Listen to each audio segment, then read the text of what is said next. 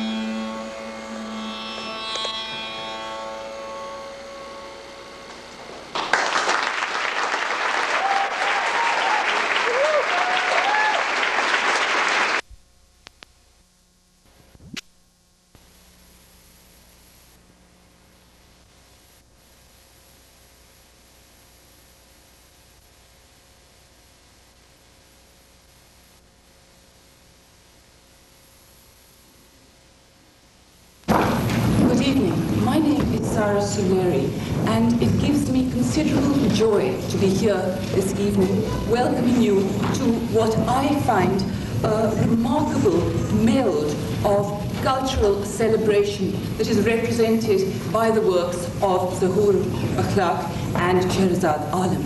What we see them engaging in is an act of rare bravery and courage, because they are prepared to assume the role of being cultural interpreters of a long and indeed highly complex aesthetic tradition. In their works, in the shapes and the glowing colors of Sheherazad's ceramics, and in indeed the two-dimensionality of the works of Zahoor, what we see is a process of commentary, of artists who are prepared to look back to the past, not simply in pure imitation, but rather to look back to the past in order to interpret it, to put it in a modern and indeed a postmodern context, and therefore to continue a tradition that otherwise would doubtless die. What I would like you to draw your attention to is the way in which Zahoor's work, when you look at his two-dimensionality, his use of a geometric grid, how subtly and how exquisitely it brings into it echoes of both Mughal architecture and indeed of the tradition of miniature painting itself. Similarly speaking, the glowing turquoises and cobalt blues of Sheherazad's pots are reminiscences and indeed very loving recreations of colors, shapes, forms that belong to the magnificent tradition of pottery in the subcontinent. I must further add that this event is more than just an exhibition. It is a celebration of one of the most talented families that I have the pleasure of knowing. And I met Zahoor in Thailand in the summer of 1987 when we were all at a conference on religion and art in Asia. Zahoor was very quiet, said very little, but then there were his paintings. And John Cook and I were extremely impressed with what we saw. Zahoor paid attention to me in the night market in Chiang Mai, North Thailand, when he saw me holding an allegedly Ming bowl 3 nights in a row, and then came up to me during the conference and said, "Peter, buy it." Little did I know that what he wanted me to do was to enter the world of ceramics, which his wife, par excellence, is a master, or should I say, mistress of. We did not know what we were getting when we knew that Zahoor was coming. We didn't know that we'd be getting Scheherazade as well as their daughters. And it's been a great delight and honor to have them, as I say, working and living and creating with us. It's especially extraordinary for me to welcome you to this room, because it's a room that has come to be a room that I associate with them. Zahoor and Scheherazade, every Wednesday afternoon from 3:30 until 5, are elective members of the Institute of Sacred Music's colloquium and are part of our ongoing discussion of what it means to do work in religion and the arts. They also met during the first semester from 2 until 5 every Friday with Jeffrey Burnett and me as we work with students on the interpretation of the Bible, both as text and as text for delivery. And throughout all these times, what we've had in their presence has been an extraordinary attention to what we do and a gracious opening up to us of what they do. We're very glad to have you here this evening to share what they do to a larger audience. Thank you for coming.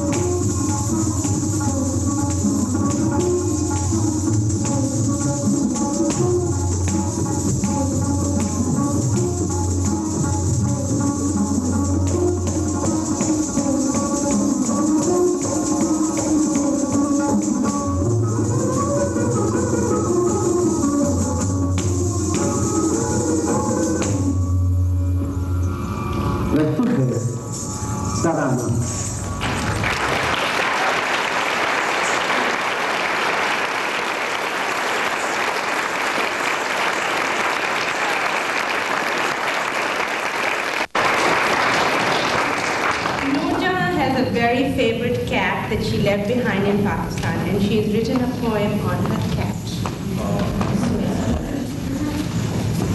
Pasha, your body is made of cotton wool, and your paws are made of silk. Your ears are made of warm earmuffs, and your head is made of milk.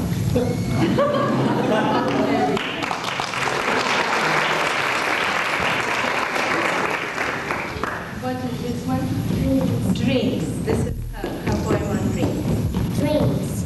Dreams are funny, stupid, horrible, exciting, slow, fast, scary, hairy, ugly, pretty, fair, not so good, happy, bitter, but you just can't remember dreams.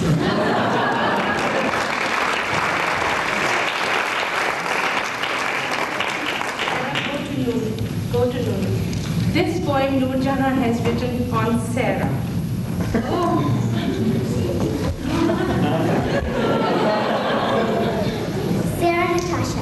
Sarah Natasha Lena Cole Burnett. She's the funniest girl that I've ever met. Her mother's name is Nikaha, and her father's name is Death. Oh dear me, I don't know what we'll ever do with Sarah Natasha Lena Cole Burnett. She'll climb up the slide and say poof, and call my mother Amma like I do. She's very, very pretty and funny. There's more to add to that, but you just can't find a word to describe her.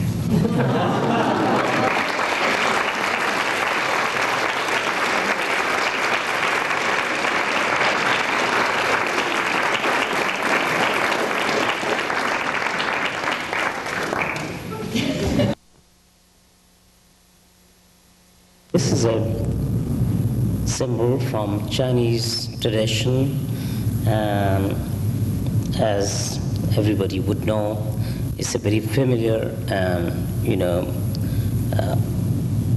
probably most popular symbol from that tradition of yin yang. And what I'm trying to do is not trying to recreate a symbol, but what I'm trying to do is project it, and probably viewer could have a sense of that symbol and what evocates in viewer's mind and sensibility with that symbol that comes to the viewer itself, and it can be interpreted in many forms or ways. And that's the whole idea of my presentation, that things which are familiar, which are already there, which happen, which tell their own story themselves, could be represented, and they could be represented probably in a form that I enjoy painting that.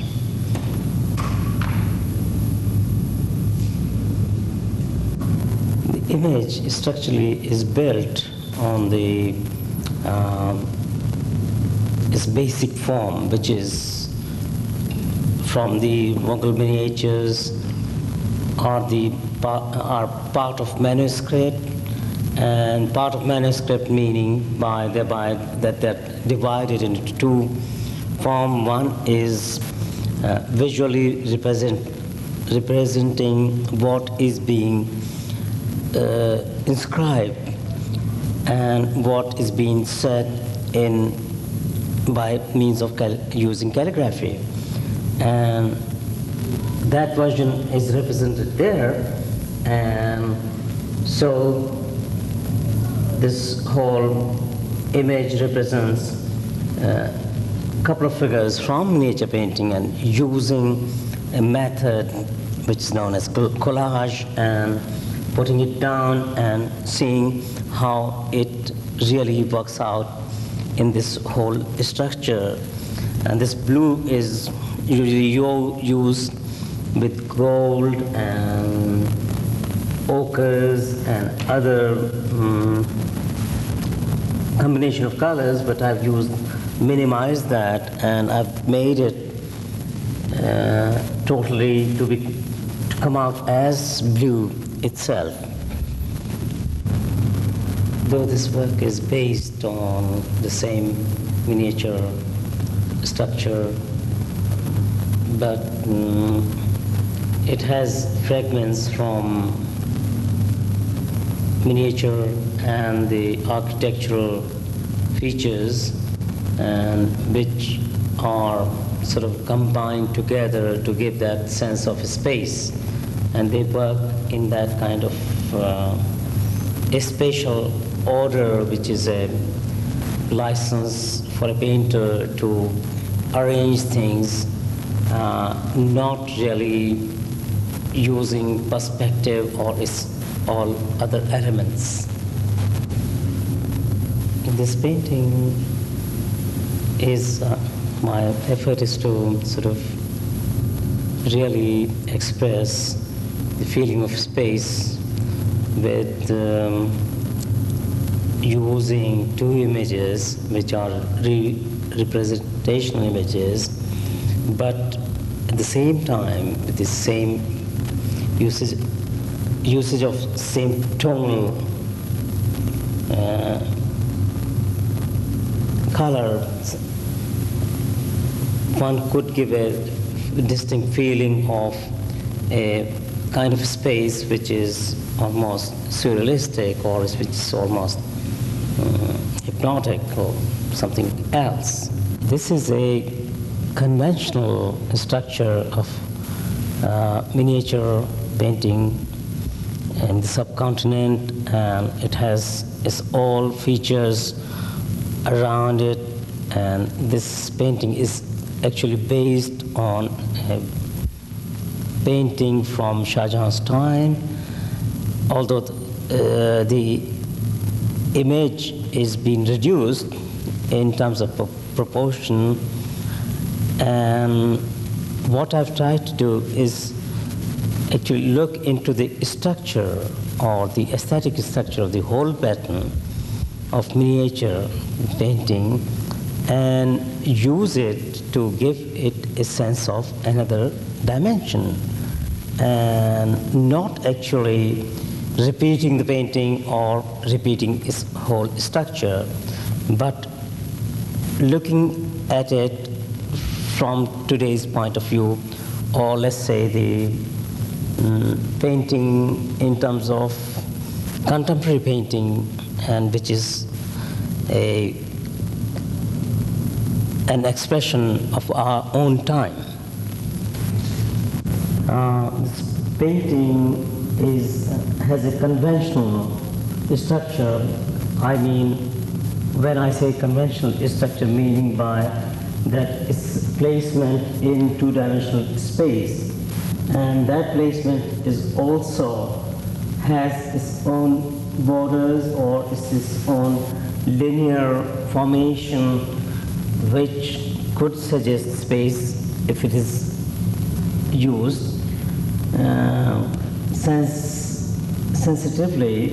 So what I'm trying to do is using a conventional image which is put down, and yet bring it out otherwise by suggesting some other linear structure to it, which corresponds to its whole atmosphere, or it gives a sort of sense of depth in terms of painting, yet it retains a sensibility to be able to interpret the painting in its own environment or according to the viewer's own imagination, and one is able to enter into painting, or one can comprehend it in a way that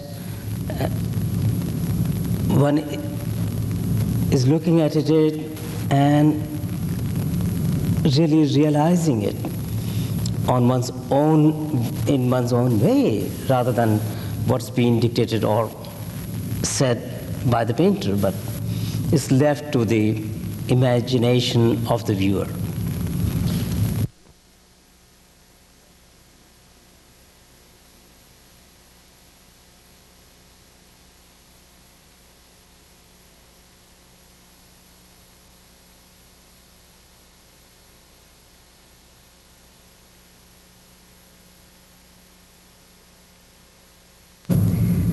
Turquoise, to bring turquoise to a situation or an environment where I hadn't seen it for a long time was a wonderful idea.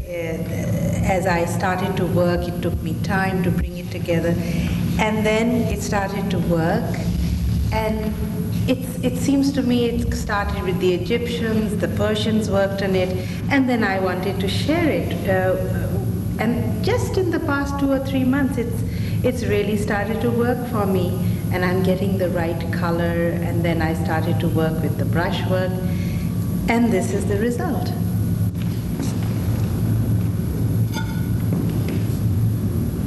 I really feel happy with this piece. Feel it's like it's making the show. I really like this one. Okay, go. The brushwork really has a movement, and also the combing that I was able to do when the piece was still wet has filled in with the glaze very nicely, and I just feel very nice about this piece. It has a movement and a kind of musicality that I enjoy in this piece. It's been trying to bring back to here the shapes and forms in particular, and bringing elements together like the oil lamp and the stand that has been used for centuries in the northern areas, and combining the two to make something new that I'm also excited with. And then the water container, the two shapes, the top and the bottom, and trying to see if I could make something out of that. This is a variation on a cooking pot that I've enjoyed the shape of forever. And in another dimension, but getting the feel of it has been such fun to try and bring these shapes back while I'm here and familiarize people with the shapes that I really grew up with. I've really enjoyed that. Okay. And part of the joy has been to express through a glaze that is the simplest and the most ancient, really. I mean, getting a turquoise is a matter of adding copper to glass, to start off with a frit glaze and add copper in different proportions and get different shades of turquoise. And I've always enjoyed making the simplest glazes because I think the simplest get the most beautiful results sometimes, and I'm happy about being able to get these combinations. Another thing I've enjoyed doing is making these bulbous forms that the water pots at home, and sometimes ending them with a point so they're evocative of the dome that we've had on top of all our mosques and minarets, and then leading up to putting them up on as lidded tops of jars. And it's been exciting to bring some of these forms back here so that I could share what has been a familiar thing for me, but not so familiar here, I imagine.